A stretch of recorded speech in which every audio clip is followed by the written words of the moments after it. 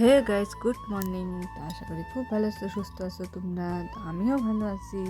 তো আজকের মিনি ব্লগটা আমি এখান থেকে স্টার্ট করলাম। প্রথমে তো দেখলাই ঘুমের থেকে উঠে রান্নাঘরটা আগে খুলে ঠুলে তারপরে রান্নাঘরে বাসনপত্র আইঠা বাসনগুলো কলের করে ধুয়ে আসলাম। তো দেখো আমি রান্নাঘরটা ঝাড়ু দেওয়া কিন্তু কমপ্লিট হয়ে গেছে। আর ওদিকে মুইসাও নিলাম রান্নাঘরটা, দেখলাই তোমরা। আর ওদিকে বড় ঘরটা সব মুছা আমার কমপ্লিট হয়েই গেছে। তো আমি এদিকে আইসা পড়লাম বাসন মাজতে। ভাবলাম কি আগে বাসনটাই মাজি, যে ঘর পরিষ্কার করার পরে বাসনটা মাজলে পরে একটা কাম আগায়। যাই হোক, দেখো এদিকে কিন্তু আমার বাসন মাজা প্রায় কমপ্লিট হয়েই গেল। তো এখন বাসনগুলো ধুয়ে নিই। তো ধোয়ার পরে তো আরও জানি সব কামই থাকে, সকালে অনেক কাজই থাকে। আর এই রোদ উঠে না, যে কবে যে রোদ উঠবে ভাবতেছি আমি। ঠান্ডার মধ্যে না সকাল সকাল উঠে কাম করাটা একটু জুলুমই হয়ে যায়।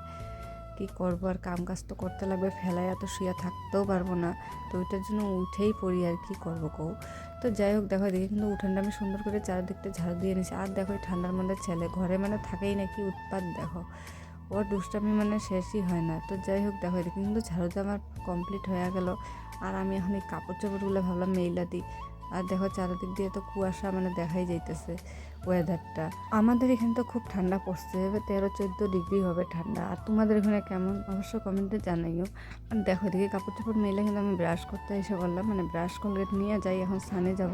তো দেখো আমার স্নান টান দেখো কমপ্লিট, এখন পূজা দেওয়ার পালা। তো দেখো আমার পূজা কিন্তু কমপ্লিট। আর জানো তো স্নানের পরে যে পূজাটা দিলে পরে যে মনটা এত শান্তি লাগে, আমি বইলা তোমাদেরকে বুঝাইতে পারবো না।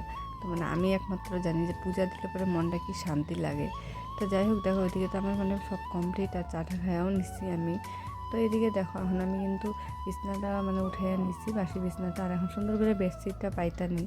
আর এখন এখানে বালিশ টালিশগুলো সুন্দর করে গুছাই আনি, যেহেতু বেড কভার তো পাতা কমপ্লিট হয়েই গেল। আর এদিকে দেখো ছেলে উঠা পড়ছে বিছনায়, বিছনাটা না গুছাইতে গুছাইতে ও উঠা পড়ছে আর উৎপাত শুরু করে দিছে।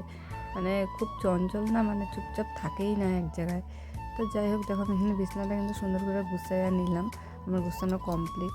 তো দেখো ছেলের কীরকম উৎপাত, দেখো এমন দুষ্টামি, দেখছো তো। তো দেখো এই জানলাটা কয়দিন ধরে খুলতেই পারতেছি না। আর জানলা দরজা যদি বন্ধ থাকে আমার একটুকু ভালো লাগে না ঘরে। তো গল্প খোলা মেলা থাকলে ঘরটাও ভালো লাগে। তো এই যে জানলাটা খুলে দিলাম, এই ঠান্ডার জন্য তো জানলা খুলতেই পারি না। তো যাই হোক আজকে একটু খুললাম। তো দেখো দিয়ে কিন্তু ঘরটা ঝাড়ু দিয়ে আমার কমপ্লিট হয়ে গেলো, যাবো এখন রান্নাবান্না করতে। তো দেখো আমি কিন্তু রান্নাবান্না করার জন্য এখানে বইসা পড়লাম, সবজি কাটার জন্য। তো আজকে ভাবলাম বাঁধাকপি ঘন্ট করি, যেহেতু বাঁধাকপি আসিল। তো না খাইলে আবার শুটা হয়ে গেলে ভালো লাগে না। তো ওই জন্য টাটকা টাটকা রাঁধলে পরেই ভালো লাগে। তো এদিকে বাঁধাকপিটা আমি কিন্তু কাইটা নিলাম, আমার কাটা কিন্তু প্রায় হয়ে গেল। আর করব বেগুন ভাজা আর টমেটোর চাটনি করব, ব্যাস। আজকে এইটাই রান্নাবান্না করব এই বেলার জন্য। আর হাজব্যান্ড তো নাই এই বেলা, তো ওই জন্য এইটাই রান্না করি।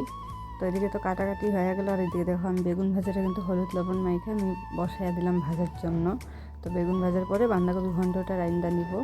তো এদিকে তো মশলা টশলা বাটবো না কিছুই, জিরার গুঁড়া টুড়া দিয়েই রাইন্দা নিব, তো বেশি কিছু দিব না।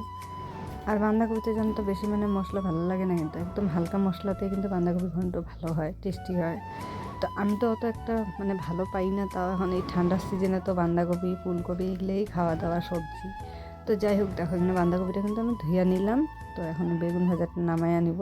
তো এদিকে বেগুন ভাজা কিন্তু নামানো হয়ে গেছে, ভাজা হয়ে গেছে। আর এদিকে আমি বাঁধাকপিটা কিন্তু বসাইয়া দিলাম, তেজপাতা জিরা সম্বার দিয়া। আলুটা একটু ভাজা ভাজা করে নিলাম হলুদ লবণ দিয়ে।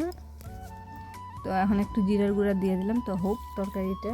তো তোমাদের সাথে একটু শেয়ার করি। এই যে দেখো আমি বাঁধাকপি ঘন্ট বসায় দিচ্ছি। আর এখন জল দিতেই লাগে না, দেখো বাঁধাকপিতে কেমন জল বাইরেছে। তো এটা হবে আস্তে আস্তে, তো হোক তরকারিটা। তো দেখো এদিকে কিন্তু আমার রান্নাবান্না হয়েই গেল। তো এখন চাটনিটা খালি বাকি। একদিকে গরম মশলা দিয়ে দিলাম বাঁধাকপি ঘন্টতে।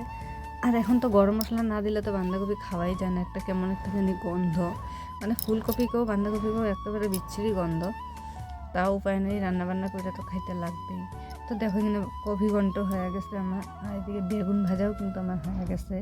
আর এদিকে এখন চাটনিটা দেখো আমি বসাইছি। আজকে অনেকদিন পরে কিন্তু চাটনি করতেছি, টমেটোর চাটনি। আমি তো ভালোই পাই চাটনি, কিন্তু কয়েকদিন ধরে করি না। তো আজকে ভাবলাম রান্না করি। তো ওইদিকে দেখো আমার রান্নাবান্না কিন্তু শেষ। তো রান্নাবান্না শেষের পরে তো আমি যে গ্যাসটা এখন পরিষ্কার করে মুছে নিই। প্রথমে তো যে ঘষা নিলাম গ্যাসটা সুন্দর করে। দেখো কাম কাজ নিয়ে যতক্ষণ বসে থাকবো মানে অতই আলসি কিন্তু, ওই জন্য চটপট করে যদি কাম কাজ করো না, কি ঠান্ডা কি গরম, মানে কাম কাজ কীভাবে মানে আমাদের সংসারের কাম কাজ পার করে দিই আমরা কিন্তু টেরই পাই না। তো যাই হোক দেখো এদিকে গ্যাসটা মোছা কমপ্লিট, ঘর মোছাও কমপ্লিট, বাসন মাজাও হয়ে গেছে, আমার দুপুরের কাজ শেষ।